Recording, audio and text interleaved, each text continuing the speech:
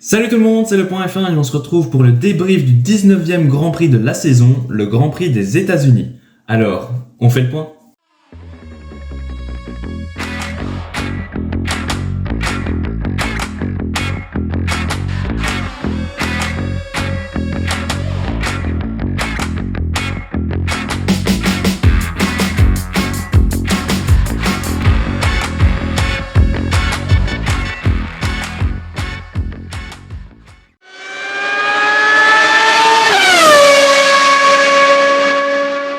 Bon alors vous voyez que le décor derrière moi est un petit peu spécial et c'est normal parce qu'il s'agit d'un effet fond vert. Je suis en fait en plein déménagement et du coup ça va rester comme ça pour les mois à venir, le temps que je retrouve un décor normal. Il y a normalement une vidéo qui va encore sortir vendredi avec le décor classique, mais c'est une vidéo que j'avais tournée avant donc c'est normal. Avant de rentrer dans le vif du sujet, faisons un petit point sur le classement.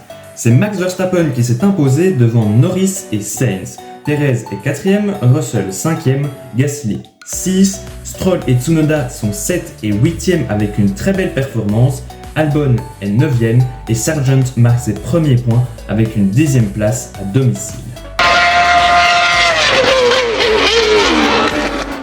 Comme moi, vous êtes sans doute réveillé en pensant à la belle 2ème place d'Hamilton et puis là, bam, disqualification à la fois d'Hamilton mais aussi de Charles Leclerc. Sur ce coup-là, les tifosi ils ont pris cher. Heureusement que Sainz est 3ème du coup. Bon, du coup, pourquoi ont-ils été disqualifiés, vous allez me dire. Eh bien, je vous le dis tout de suite, le sabot de leur voiture était trop fin. Alors pour ceux qui se posent la question de ce qu'est le sabot d'une Formule 1, non, ce n'est pas le pied d'un cheval parce que ce serait un petit peu bizarre, mais c'est bien une planche en bois sous le fond plat. Je vous montre une photo, vous comprendrez mieux. Mais pourquoi était-il trop fin ?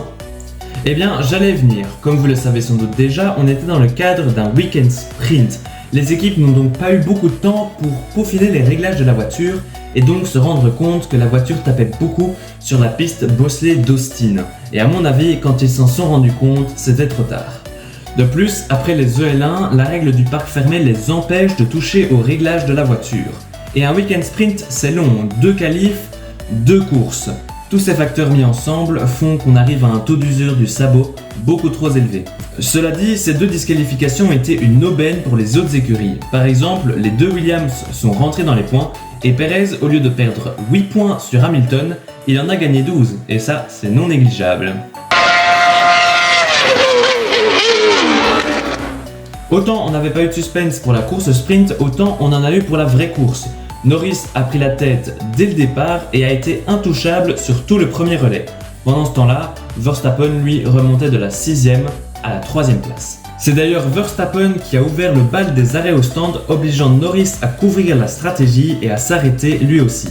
Le problème pour Norris, c'était qu'il n'avait qu'un seul train de pneus médium, ceux du départ, alors que Verstappen et Hamilton en avaient 2. Verstappen a donc mis des médiums pour le 2e relais et Norris des durs. Hamilton quant à lui s'est arrêté un peu plus tard pour mettre des durs en espérant aller jusqu'au bout. Le fait qu'Hamilton se soit arrêté un peu plus tard a fait que Verstappen est passé devant. Un peu plus tard, au tour 28, c'était au tour de Norris de se faire passer. Faisons le point sur la situation à ce moment-là. On est donc pile à la mi-course, au tour 28.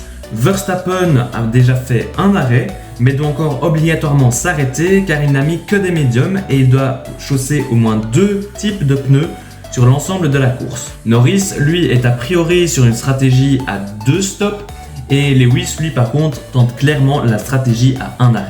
Bref, rien n'est encore joué à ce moment-là. Au tour 35, Norris s'est arrêté pour mettre des durs et tenter l'undercut sur Verstappen. Mais Verstappen n'est pas dupe et a couvert la stratégie. Il s'est donc arrêté un tour plus tard pour mettre des durs et ressortir devant Norris. Hamilton, lui, s'est arrêté au tour 39, mais lui, il a mis des médiums et il a fait un 3ème relais de fou furieux en dépassant Norris et en passant la ligne à moins de 2 secondes de Verstappen. Il a finalement été disqualifié, mais ça n'enlève rien à sa magnifique performance. L'enseignement à tirer de cette belle lutte pour la victoire, c'est que certes, c'est encore Max et Red Bull qui l'emportent, mais beaucoup moins facilement qu'avant. McLaren et Mercedes se rapprochent. J'ai hâte de voir ce que ça va donner au Mexique car comme le circuit est en altitude, le DRS aura beaucoup moins d'effet, mais surtout les moteurs seront mis à rude épreuve.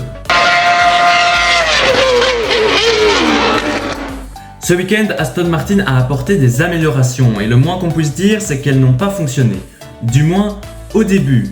Les deux voitures ont été éliminées en Q1 le vendredi, en SQ2 le samedi et en course sprint, Stroll a abandonné et Alonso a fini seulement 13e. Bref, un début de week-end à mettre à la poubelle pour Aston Martin.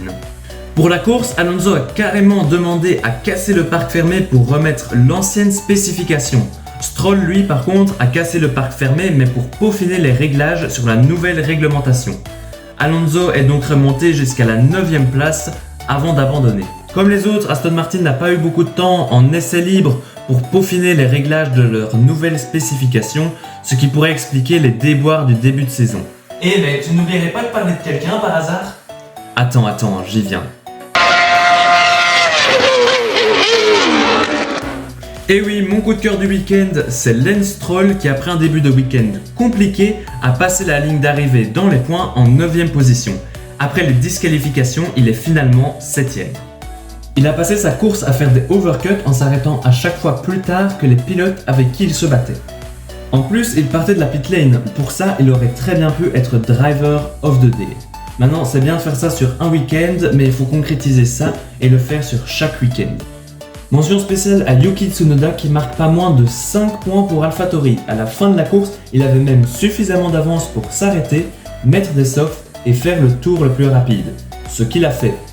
Il a franchi la ligne 10e et il termine donc 8e après les disqualifications.